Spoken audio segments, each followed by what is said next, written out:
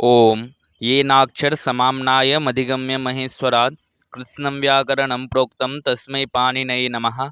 वाक्यकारं वररुचिं भाष्यकारं पतञ्जलिं पाणिनिं सूत्रकारं च प्रणतोऽस्मि मुनित्रयं नमस्कृत्य तदुक्तिः परिभाव्य च वैयाकरणसिद्धान्तकौमुदीयं विरच्यते।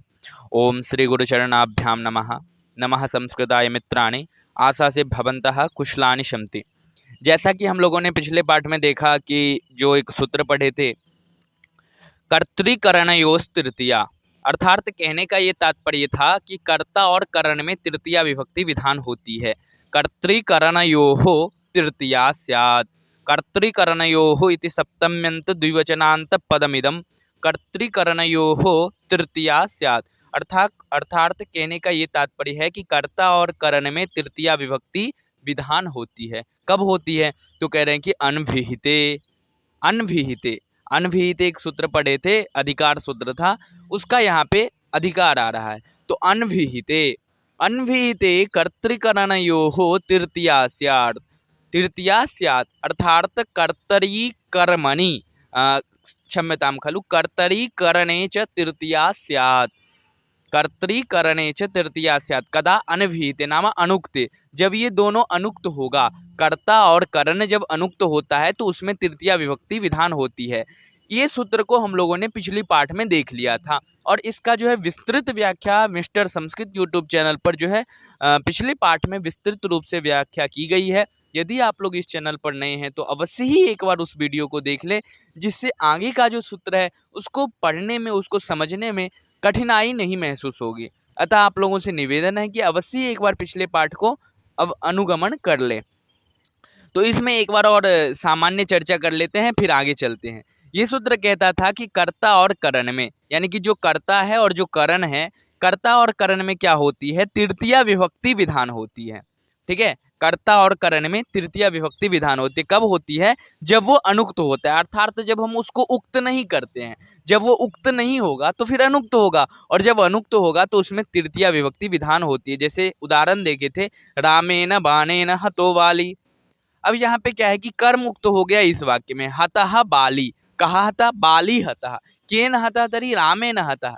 राम अत्र अनुक्तम किमर्थम जातम नाम अस्माभिः द्वितीया विभक्ते पठितम इदम नाम कर्मणि द्वितीया इत्यस्मिन् सूत्रे एव सामान्य भावार्थ तत्र प्रतिपादितः। तिङ्कृत् तद्धित समासैः, तिङ्कृत् तद्धित समासैः। तिङ्, कृत, तद्धित और समास, इन चार अर्थ में क्या होता है कि प्रायशः कर्म उक्त होता है। तिंग अर्थ में, कृत अर्थ में, तद्धितांत प्रत्यय अर्थ में और समासिक प्रत्यय के अर्थ में क्या होता है कि प्रायशः जो कर्म होता है वह उक्त होता है, अर्थात वो उक्त कहा जाता है। ठीक है, उसकी विवक्षा की जाती है, और जब वो कहा जाएगा, उक्त होगा, तो उसमें प्रातिपदिकार्थ मात्र में प्रथमा विभक्ति विधान होती है, जो कि हम लोगों ने पिछले पाठ में देख चुके हैं। ठीक है, तो इस प्रकार से कर्म उक्त होता है प्राय, यानी कि 100% उक्त होता है। 98% या 95% उक्त होता है। अब उसी में देखिए, कृदंत प्रत्यय में तो अप्रत्यय भी है, तो प्रत्यय भी है, तो अप्रत्यय के योग में कदाचित कर्म उक्त हो जाता है, कदाचित नहीं होता है। उसके बाद त्वतु प्रत्यय जो है कृदंत प्रत्यय ही है। कृदंत प्रत्यय के योग में, त्वतु प्रत्यय के योग में जो है कर्म उक्त नहीं होता है, कर्म सामान्य ही रहता है, कर्ता ही उक्त होता है। तो प्रायशः जब आप कृदंत और तद्धितांत प्रत्यय के योग में जितने भी सूत्र विहित हैं, उन सूत्रों को जब अध्ययन करेंगे तो आपको पता चलेगा कि किन प्रत्यय के योग में जो है कर्म उक्त होता है और किस प्रत्यय के योग में कर्म उक्त नहीं होता है। अब यहाँ पे कह दिए कृत प्रत्यय, तो हर एक कृत प्रत्यय के योग में कर्म उक्त नहीं होता है। कुछ ऐसे कृदंत प्रत्यय हैं जिसके योग में कर्म उक्त होता है। हर एक तद्धित प्रत्यय के योग में भी कर्म उक्त नहीं होता है। कुछ तद्धित प्रत्यय के योग में कर्म उक्त होता है, कुछ के योग में नहीं उक्त होता है। अब वहां पे निपात भी है। निपात के योग में भी आगे बताए थे कि ही सांप्रतम इत्यस्य ही युज्यति इत्यर्थ, अर्थात निपात योग में भी कदाचित कर्म जो है उक्त होता है। उदाहरण के तौर पे वहां पे बताए थे, विश्ववृक्षोपि समृद्ध स्वयं छेतुम न सांप्रतम। ठीक है, तो कदाचित निपात के योग में भी उक्त हो जाता है। कुछ कुछ निपात ऐसे होते हैं जिसके योग में कर्म उक्त होता है, और जो उक्त होता है उसमें हम लोग क्या करते हैं, चाहे वो कर्ता हो, कर्म हो, करण हो, कोई भी कारक हो, यदि वो उक्त होगा तो उसमें प्रातिपदिकार्थ मात्र में प्रथमा विभक्ति विधान कर देते हैं। ठीक है। तो इसी श्रृंखला से चलते हुए हमारा जो पाठ था वो आज का जो हमारा पाठ है, हालांकि आप लोगों को ये सूत्र पता ही होगा, यदि आप लोग पिछले पाठ को बढ़िया से देखे होंगे तो आप लोगों को ये जो सूत्र है ये समझने में कठिनाई नहीं होगी। और मुझे आशा है कि आप लोग इस पाठ को देख चुके होंगे, और यदि नहीं देखे हैं तो अवश्य ही एक बार जाकर पिछली पाठ को अवश्य ही अनुगमन कर लें, देख लें, ताकि आगे का जो सूत्र हम लोग पढ़ेंगे उसको समझने में कोई कठिनाई ना हो। ठीक है। तो उसके बाद एक उस सूत्र में वार्तिक भी था कि प्रकृत्यादिभ्यः उपसंख्यानम, अर्थात प्रकृत्यादि गण में जितने भी शब्द पठित हैं उन शब्दों के योग में भी तृतीया विभक्ति विधान हुई होगी। ये भी हमने देख लिया था। प्रकृत्याः चारु प्रायेण याज्ञिकः, उसके बाद गोत्रेण गार्ग्यः, शमेन एति विषमेन एति द्युद्रोणेन धान्यम करणाति। इस प्रकार के जितने भी उदाहरण थे हम लोगों ने पिछले पाठ में इसका अनुगमन कर लिया है, इसको बढ़िया तरीके से अध्ययन चर्चा जो भी बोले कर चुके हैं। यदि आप लोग नहीं पढ़े हैं इस सूत्र को तो अवश्य ही पिछले पाठ को एक बार देख लें। आज का जो सूत्र है हमारा, आज का सूत्र है दिवः कर्म च। क्या सूत्र है? दिवः कर्म च। आप लोग भी एक बार बोलिए दिवः कर्म च। ठीक है, दिवः कर्म च। अब कोई भी सूत्र होता है तो सर्वप्रथम सूत्र के जो पद हैं उस पदच्छेद सूत्र को करते हैं। जब सूत्र का पद विभाग हो जाता है तो स्वतः सूत्र का जो शाब्दिक अर्थ है वो द्योतित हो जाता है। ठीक है, तो कोई भी सूत्र हो तो सबसे पहले उस सूत्र का पदच्छेद करना अत्यावश्यक होता है। ठीक है, तो क्या सूत्र है? दिवः कर्म च। दिव धातु भवति खलु, दिव धातु होता है ना, बहुत अर्थों में प्रयोग होता है दिव धातु का। ठीक है, ठीक है, तो दिव धातु जो है, दिव धातु का बहुत अर्थों में प्रयोग होता है। तो यहाँ जो ये सूत्र कहता है कि दिवः, दिव का यानी कि दिव के अर्थ में दिवः कर्म च। अब यहाँ पे सूत्र क्या है कि दिव, पहले तो ये जानना पड़ेगा कि दिवः, दिवा ये जो पद है ये षष्ठंद पद है और ये एक दिव धातु से निकला हुआ पद है। दिव धातु का जो दिव, दिव जो है हलंत है वकारांत, तो दिवह रूप बनता है षष्ठी में। दिवः, दिव धातु जो है इसका अनेक अर्थ होता है। जब आप धातु पढ़ेंगे तो धातु में जो है दिवगतो, ठीक है, दिवगतो, दिव क्रीडायाम, दिवद्यूतो, दिव व्यवहारे, दिव स्वप्ने, अनेक अर्थ इसमें है। 7-8 अर्थों में ये धातु का प्रयोग होता है। ठीक है, दिव व्यवहारे, हाँ, तो बहुत अर्थों में दिव धातु का जो है प्रयोग होता है। लेकिन यहाँ पे जो दिव धातु का प्रयोग बता रहे हैं, हालांकि यहाँ पे ऐसे कोई लक्ष्यार्थ नहीं निर्धारित किए हैं कि दिव धातु का केवल द्युत अर्थ में ही प्रयोग होगा। दिव धातु का किसी भी अर्थ में प्रयोग होगा तो वहां पे आप ऐसे इस सूत्र का व्यवहार कर सकते हैं। तो यहाँ पे सूत्र क्या कहते हैं पहले इसको समझते हैं। तो दिव धातु का अनेक अर्थ होता है, ये हम लोगों ने देख लिया कि दिव द्यूत अर्थ में होता है। द्यूत क्रीड़ा खेलते हैं ना, जो जुआ कहते हैं, जैसे कि महाभारत में शकुनी और उसके दुर्योधन और पांडव के बीच में जो खेला गया था, कौरव और पांडव के बीच में जो द्यूत क्रीड़ा हुआ था जिसे हम जुआ कहते हैं, वैसा ही उसका द्यूत क्रीड़ा ही नाम है, संस्कृत में द्यूत क्रीड़ा ही बोलते हैं। तो दिव धातु का द्यूत अर्थ में भी प्रतिपादन किया जाता है। दिव क्रीडायाम, दिव स्वप्ने, दिव व्यवहारे, दिव द्यूतो, अनेक अर्थ में प्रयोग होता है दिव धातु का।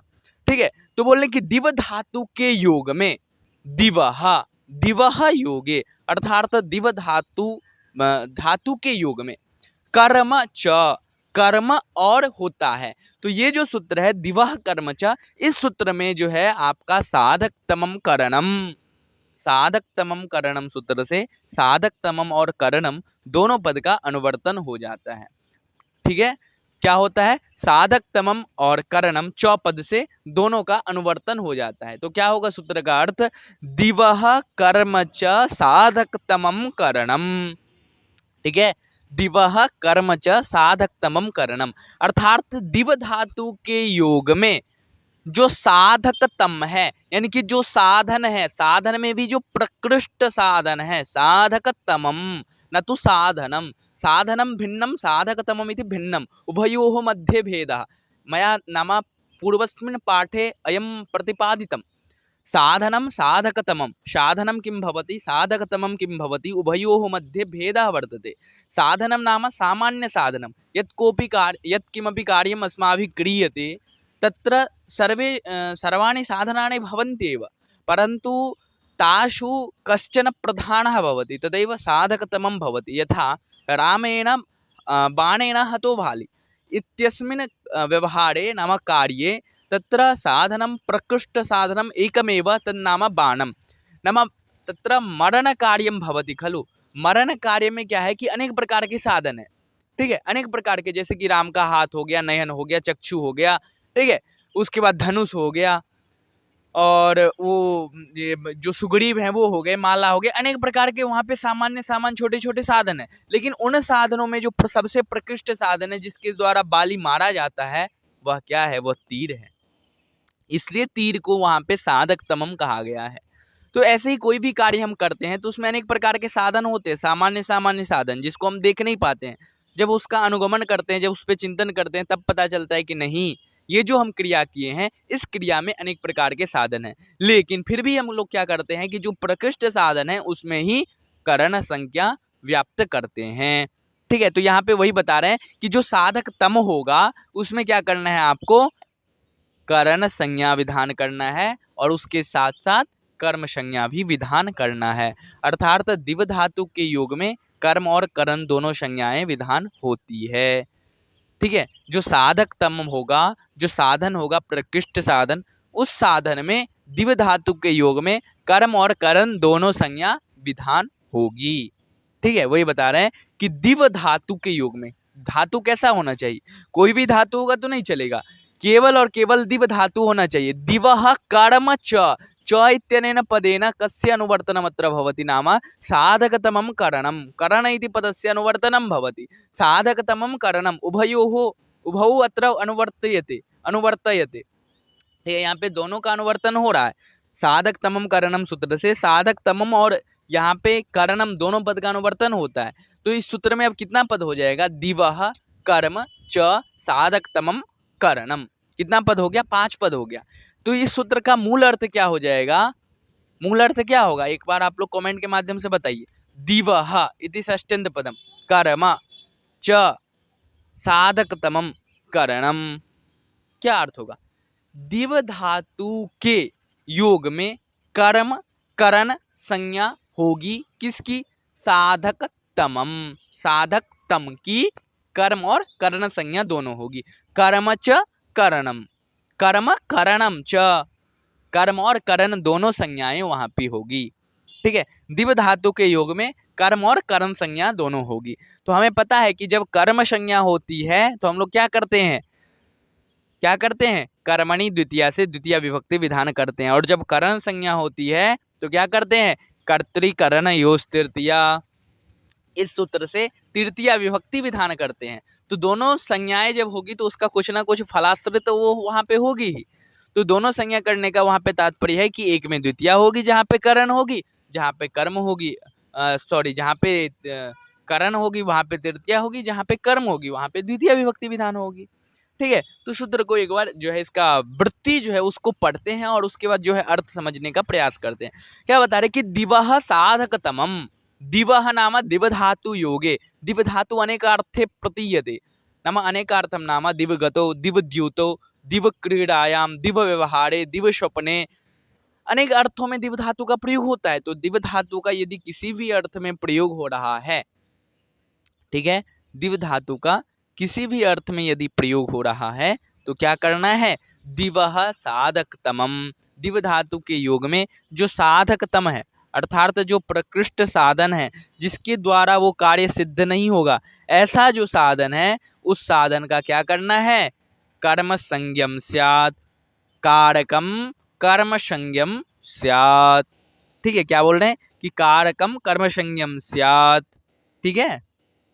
तो इस प्रकार से यहाँ पे कहने का ये तात्पर्य है कि दिव धातु के योग में दिवः साधकतमम कारकम कर्म संज्ञम स्यात् च चात करण संज्ञम स्यात्, चात करण संज्ञम यानी कि कर्म संज्ञा और करण संज्ञा दोनों संज्ञाएं यहाँ पे विधान होगी।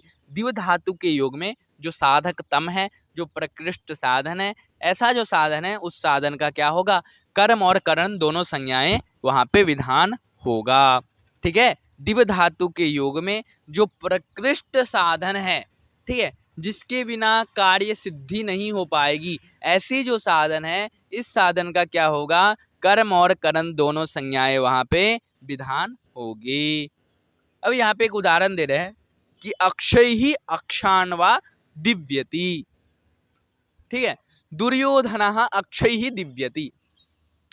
अक्ष किसे कहा जाता है? अक्ष वो जो पासा होता है ना, जिससे जुआ खेला जाता है, द्यूत क्रीड़ा, उसमें एक पासा होता है। जैसे हम लोग लूडो खेलते हैं ना, तो एक रहता है ना छोटा सा, जिसको ऐसे करते हैं तो 6 आता है, 4 आता है, लुढ़काने से 6 आता है, 4 आता है, 2 1 ऐसे करके आता है। तो वैसे ही जुआ में भी उस प्रकार का एक बड़ा सा पासा होता है, ठीक है, जिसे अक्षय अक्ष कहा जाता है, ठीक है, अक्ष अक्ष है, ऐसे अक्ष कहा जाता है उसको। तो उसके द्वारा जो है दुर्योधन क्रीड़ा खेल रहा है, जुआ खेल रहा है, ठीक है, जुआ खेल रहा है किसके साथ? अक्ष के द्वारा। तो अक्ष के साथ जब जुआ खेलेगा तो जुआ यहाँ पे खेलने रूपी क्रिया हो रही है ना, खेलने रूपी क्रिया हो रही है। जब खेलने रूपी क्रिया होगी तो खेलने अर्थ में हम दिव धातु का प्रयोग कर सकते हैं, क्योंकि दिव क्रीडायाम, भगवान पाणिनि के द्वारा यहाँ पे व्यक्त है कि दिव धातु का प्रयोग आप क्रीड़ा अर्थ में कर सकते हो। तो यहाँ पे खेलने रूपी क्रिया हो रही है ना, दिवद्यूतो भी है, दिवद्यूत क्रीड़ा अर्थ में भी होता है विशेष रूप से। दिव धातु का प्रयोग द्यूत क्रीड़ा अर्थ में भी होता है और क्रीड़ा अर्थ में भी होता है। सामान्य क्रीड़ा और द्यूत क्रीड़ा दोनों अर्थ में होता है। तो यहाँ तो मूल रूप से द्यूत क्रीड़ा ही खेला जा रहा है। तो सामान्य वाक्य मैं हिंदी में बता दूं कि ये जो अर्थ है इसका, कि दुर्योधन पासा से क्या कर रहा है? जुआ खेल रहा है। सामान्य अर्थ यही है कि दुर्योधन पासा से जुआ खेल रहा है। तो दुर्योधन यहाँ पे क्या हो गया? कर्ता हो गया। खेलने रूपी यहाँ पे क्रिया हो रही है। दुर्योधन खेलने रूपी क्रिया के द्वारा सबसे अधिक किसको चाहता है? क्या खेलना चाहता है? तो जुआ खेलना चाहता है, द्यूत क्रीड़ा खेलना चाहता है। तो द्यूत यहाँ पे कर्म हो गया। अब दुर्योधन यहाँ पे खेलने रूपी क्रिया के द्वारा सबसे अधिक द्यूत क्रीड़ा को चाहता है। अब खेलने रूपी क्रिया है तो आप बोलेंगे तो यहाँ पे द्यूत क्रीड़ा कैसे प्रधान हो गया? तो खेलने रूपी क्रिया में अनेक प्रकार का खेल होता है। बैट बॉल हो गया, उसके बाद फुटबॉल हो गया, वॉलीबॉल हो गया, क्रिकेट हो गया, उसके बाद जो है कबड्डी हो गया, अनेक प्रकार के खेल विद्यमान है, वॉलीबॉल हो गया, अनेक प्रकार के खेल हैं। लेकिन यहाँ जो दुर्योधन जो खेल रहा है ना खेल, वो कौन सा खेल खेल रहा है? तो जुआ। वो जुआ पसंद करता है, जुआ को सबसे ज्यादा लाइक करता है। तो जुआ उसके लिए वहां पे क्या हो जाएगा? कर्म हो जाएगा। क्योंकि हम पढ़े हैं कि कर्तु हुए ईप्सित तमम कर्म, कि कर्ता अपनी क्रिया के द्वारा, कर्ता यहाँ पे दुर्योधन है, क्रिया यहाँ पे खेलने रूपी क्रिया हो रही है। तो कर्ता अपनी क्रिया के द्वारा जिसको सबसे अधिक चाहेगा उसमें कर्म संज्ञा विधान होती है। कर्तु ईप्सित तमम कर्म, कर्ता अपनी क्रिया के द्वारा जिसको सबसे अधिक चाहता है उसकी क्या होती है? कर्म संज्ञा विधान होती है। तो यहाँ पे भी कर्म संज्ञा विधान हो जाएगी। कर्ता यहाँ पे कौन है? दुर्योधन। क्रिया यहाँ पे क्या हो रही है? खेलने की हो रही है। सबसे अधिक किसको चाहता है? तो जुआ को चाहता है। तो जुआ कर्म संज्ञक हो जाएगा। लेकिन जुआ खेलने रूपी क्रिया में उसका साधन कौन देता है? साधन कौन है उसका? जिसके द्वारा वो जुआ खेलता है। जैसे हम क्रिकेट खेलते हैं तो क्रिकेट खेलने में अनेक प्रकार के साधन हो गया, बल्ला हो गया, बॉल हो गया, विकेट हो गया, प्लेयर हो गया, अनेक प्रकार के साधन होते हैं ना। एक आदमी से तो क्रिकेट हो नहीं सकता, एक बॉल फेंकने वाला भी चाहिए, एक बैटिंग करने वाला भी चाहिए, उसके बाद फील्डर भी चाहिए, उसके बाद विकेट चाहिए, बैट चाहिए, बहुत साधन चाहिए वहां पे। लेकिन प्रकृष्ट साधन क्या होता है क्रिकेट में? यदि प्रकृष्ट साधन देखें तो बॉल होता है। बॉल के बिना आप क्रिकेट नहीं खेल सकते। भले ही बैट ना मिले, बचपन में यदि बैट नहीं मिलता था तो हम लोग क्या करते थे? यदि आप लोगों को याद होगा कि बचपन में आपके पास यदि बैट नहीं होता था तो लकड़ी का बल्ला बना लेते थे, लकड़ी का कुछ लेके क्रिकेट खेल लेते थे। लेकिन यदि वही बॉल नहीं रहेगा, गेंद नहीं रहेगा तो क्रिकेट खेल पाएंगे? इसलिए प्रकृष्ट साधन यदि क्रिकेट में ढूंढा जाए तो वहां पे बॉल ही होगा। कंदुकम। द्वितीय यदि दो प्रकृष्ट साधन की बात की जाए तो वहां पे बल्ला भी आ जाएगा। तो ये इस प्रकार से प्रकृष्ट साधन को हम लोग निकाल सकते हैं। तो यहाँ पे क्या है कि अक्ष के द्वारा खेल रहा है तो अक्ष उसका प्रकृष्ट साधन है। यदि वो पासा उसके पास नहीं होगा तो वो जुआ नहीं खेल पाएगा। पासा के बिना जुआ खेला ही नहीं जा सकता है। तो पासा उसका क्या हो गया? प्रकृष्ट साधन हो गया, साधक तमम हो गया, ठीक है। उसके बिना जुआ खेला ही नहीं जा सकता, ऐसा वो साधन है। तो ये साधन जब हो जाएगा तो यहाँ पे बता रहे हैं कि सामान्य अर्थ हिंदी में है कि दुर्योधन जो है पासा के द्वारा जुआ खेल रहा है। सामान्य वाक्य ये है। इसको संस्कृत में क्या बता रहे हैं कि दुर्योधन अक्षय ही व अक्षान दिव्यति, दिव्यति क्रीडति, क्रीडति होगा तो वहां पे प्रयोग नहीं होगा, फिर अक्षान नहीं प्रयोग होगा, अक्षय ही रहेगा। लेकिन वही यदि दिव धातु का प्रयोग हो जाएगा क्रीड़ा अर्थ में तो अक्षय और अक्षान दोनों रूप होगा। अब कैसे होगा? अब देखिए यहाँ पे उसका साधन कौन है? अक्ष है। तो जो साधन होता है उसमें हम लोग क्या करते हैं? साधक तमम करणम, उसमें हम करण संज्ञा करते हैं कि नहीं करते हैं? सामान्य अर्थ है, जो साधन है उसमें करण संज्ञा करना ही है साधक तमम करणम से। तो करण संज्ञा करने के बाद क्या करते हैं? कर्तृकरणयोस् तृतीया से तृतीया करते हैं। तो यहाँ पे क्या हो गया वाक्य? दुर्योधनः अक्षय ही, एक अक्षय तो है नहीं, एक पासा नहीं है, बहुवचन में है, तो बहुवचन में ले जाएंगे, जैसे राम ही, कृष्ण ही, वैसे अक्षय ही। ठीक है, अक्षय ही बहुवचन में रूप बनता है, तृतीया बहुवचन में अक्षय ही रूप बनता है। दुर्योधनः अक्षय ही दिव्यति, प्रयोग ये साधु है। लेकिन यहाँ पे ये सूत्र आ जाता है दिवह कर्म च, ये सूत्र कहता है कि दिव धातु के योग में जो साधक तमम है उसमें कर्म और करण संज्ञा दोनों विधान करना है। तो यहाँ पे हम साधक तमम करणम सूत्र को नहीं लाएंगे, दिवह कर्म च सूत्र लाएंगे। और ये जो अक्ष साधन रूपी यहाँ पे जो अक्ष विद्यमान है, इस अक्ष का हम लोग क्या करेंगे? कर्म और करण दोनों संज्ञा विधान कर देंगे। अर्थात आप कर्म भी प्रयोग कर सकते हैं और करण भी प्रयोग कर सकते हैं। तो जब कर्म संज्ञा विधान करेंगे तो कर्मणि द्वितीया सूत्र से यहाँ पे द्वितीय विभक्ति विधान हो जाएगी। जब द्वितीय विभक्ति विधान होगी तो क्या हो जाएगा? दुर्योधनः अक्षान दिव्यति, अक्षान दिव्यति, अक्ष शब्द का द्वितीय बहुवचन में अक्षान रूप बनता है। ठीक है, जैसे रामायण बालकांड जो रूप बनता है, इसी प्रकार से अक्ष शब्द का द्वितीय बहुवचनांत रूप क्या बनता है? अक्षान बनता है। क्योंकि एक पासा तो है नहीं, बहुत सारा है, तो इसलिए बहुवचन में ही प्रयोग करना पड़ेगा। तो दुर्योधनः अक्षान दिव्यति, दुर्योधनः अक्षान दिव्यति, तो यहाँ पे कर्म अर्थ में प्रयोग हो गया। वहीं फिर यदि करण अर्थ में देखेंगे तो अक्ष शब्द में करण संज्ञा करने के बाद कर्तृकरणयोस् तृतीया सूत्र से तृतीया विभक्ति विधान करेंगे तो अक्ष शब्द से तृतीया होकर क्या रूप बनेगा बहुवचन में? अक्षय ही। तो दुर्योधनः अक्षान दिव्यति, दुर्योधनः अक्षय ही दिव्यति। ठीक है, वैसे ही बालकः कंदुकेन दिव्यति व बालकः कंदुकानि दिव्यति, बालकः कंदुकम दिव्यति व बालकः कंदुकेन दिव्यति। यदि दिव धातु का प्रयोग है तो ही होगा। अब यहाँ पे क्रीड़ा अर्थ में कर लेते हैं कि बालक जो है बॉल के साथ खेल रहा है, तो बॉल उसका साधन है खेलने में और बॉल के द्वारा वो खेल रहा है, तो बॉल साधन हो गया। जैसे ही साधन होगा, अब खेलने रूपी क्रिया में अब क्रीडति का भी प्रयोग होता है, क्रीड धातु का। ठीक है, लेकिन यहाँ पे हम दिव धातु का प्रयोग कर लें तो कोई संशय? कोई संशय नहीं है। और जब दिव धातु का प्रयोग होगा तो जो साधन है उसमें हम कर्म भी कर सकते हैं, करण भी कर सकते हैं। तो क्या होगा? बालकः कंदुकम दिव्यति, बालकः कंदुकेन दिव्यति। बालक बॉल से खेल रहा है, तो बालक बॉल से, जो बॉल एक क्या है? साधन है। साधन में हम द्वितीया भी कर सकते हैं वहाँ पे कर्म संज्ञा करके, और करण करके तृतीया भी कर सकते हैं, तो दोनों वहाँ पे साधु है। बालकः कंदुकम दिव्यति, बालकः कंदुकेन दिव्यति। इस प्रकार से जो है आप लोग भी 2-3 वाक्य यहाँ पे बना के दीजिए। मैं आपको क्रीड़ा अर्थ में बता दिया। अब ये जो दिव धातु है इसका बहुत अर्थ में प्रयोग होता है। व्यवहार अर्थ में होता है, स्वप्न अर्थ में होता है, गमन अर्थ में होता है। बालकः विद्यालयम विद्यालयम दिव्यति।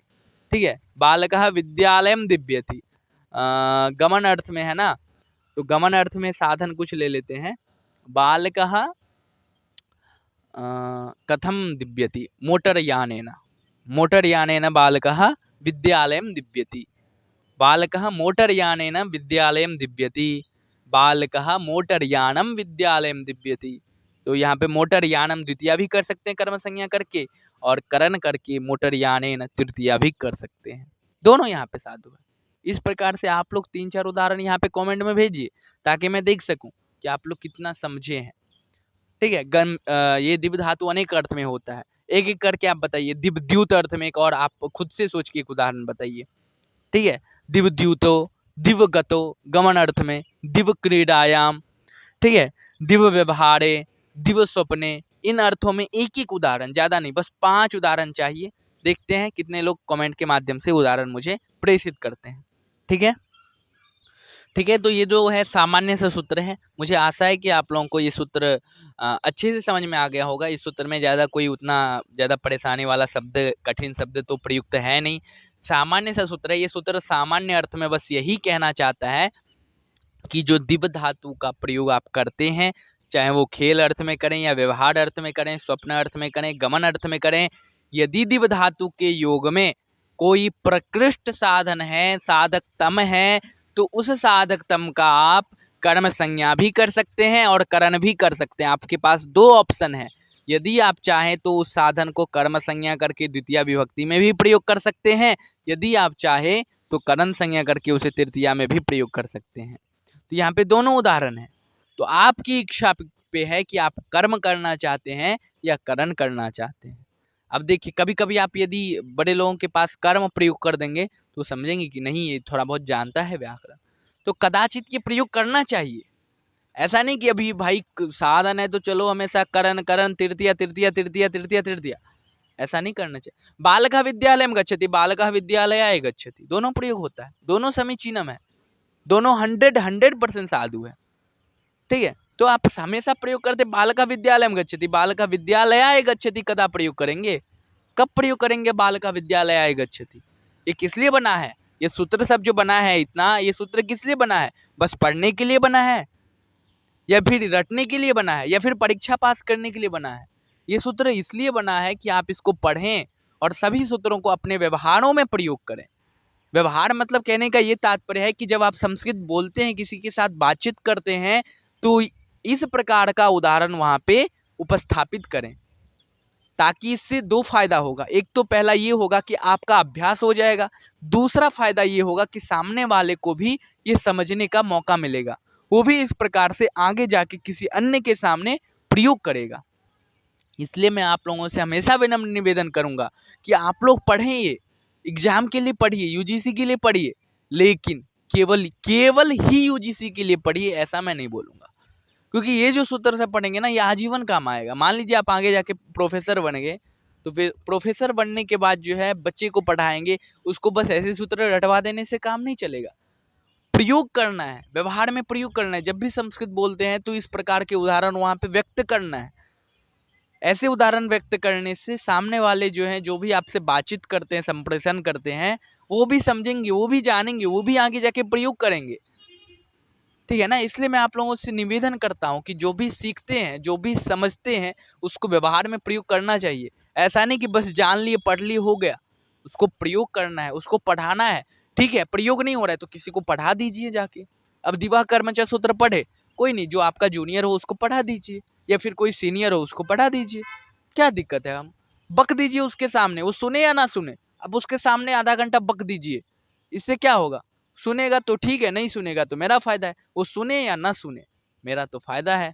सुनने में भी फायदा है, नहीं सुनने में भी फायदा है। सुनेगा तो उसका लाभ होगा, नहीं सुनेगा तो फिर क्या होगा? उसका हानि होगा, मेरा लाभ होगा। इसलिए ये नहीं है कि बस पढ़ लिए, जो भी आपको मिले उसको बताइए कि हम ये पढ़े हैं, आपको भी पढ़ना चाहिए, इसमें ये गुण है, इसका ये लाभ है। वो भी पढ़ेगा, अवश्य पढ़ेगा। ठीक है ना? तो मैं यही आप लोगों से बोलूंगा कि यदि आप लोग इसको पढ़ते हैं तो अवश्य इसका व्यवहार में भी प्रयोग करें। प्रयोग करने से क्या होगा? ये आजीवन आपके पास रह जाएगा। ठीक है ना? आजीवन ये आपके पास रह जाएगा। फिर चाहे कोई भी एग्जाम हो, एग्जाम तो यूं निकल जाएगा, एग्जाम सबका कुछ नहीं है। ज्ञान के लिए होना चाहिए कुछ। ठीक है ना? ज्ञान के लिए कुछ होना चाहिए। तो मुझे आशा है कि आप लोगों को ये सूत्र अच्छे से समझ में आ गया होगा। इस सूत्र में कोई कठिनाई नहीं होगी, क्योंकि ये सामान्य सा सूत्र है, इसमें कोई उतना विशेष है नहीं। दिवह कर्मच, ठीक है, सामान्य सा सूत्र है, तो ये समझ में आ गया होगा। फिर भी यदि कोई समस्या हो, कोई प्रश्न हो, कोई जिज्ञासा हो, मन में किसी भी प्रकार का कोई भी प्रश्न है, तो अवश्य कमेंट के माध्यम से आप पूछिए। पूर्ण प्रयास किया जाएगा आप लोगों को समझाने को। यदि कमेंट के माध्यम से होगा तो कमेंट के माध्यम से, अन्यथा अग्रिम पाठ में उस प्रश्न पर विचार किया जाएगा, उसके बाद पाठ को प्रारंभ किया जाएगा। तो कोई भी यदि प्रश्न है तो अवश्य कमेंट के माध्यम से कीजिए।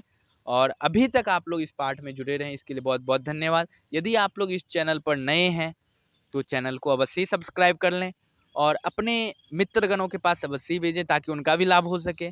और यदि यह पाठ आप लोगों को अच्छा लगा तो लाइक करें और अपने मित्रगणों के पास अवश्य भेजें, ताकि उनका भी लाभ हो सके। आप लोग पाठ के अंत तक जुड़े रहें, इसके लिए बहुत बहुत धन्यवाद। पुनः एक बार धन्यवाद। मिलते हैं अग्रिम पाठ में, अग्रिम सूत्र के साथ, अग्रिम वैयाकरणिक शब्द के साथ, अग्रिम वाक्य के साथ, और नए वाक्य को कैसे प्रयोग करना है, और तृतीया विभक्ति करण कारक में जो प्रधान सूत्र है उसका कैसे प्रयोग करना है। इसी सूत्र के साथ हम अग्रिम पाठ में फिर प्रस्तुत होंगे। तब तक के लिए बहुत बहुत धन्यवाद। नमः संस्कृताय।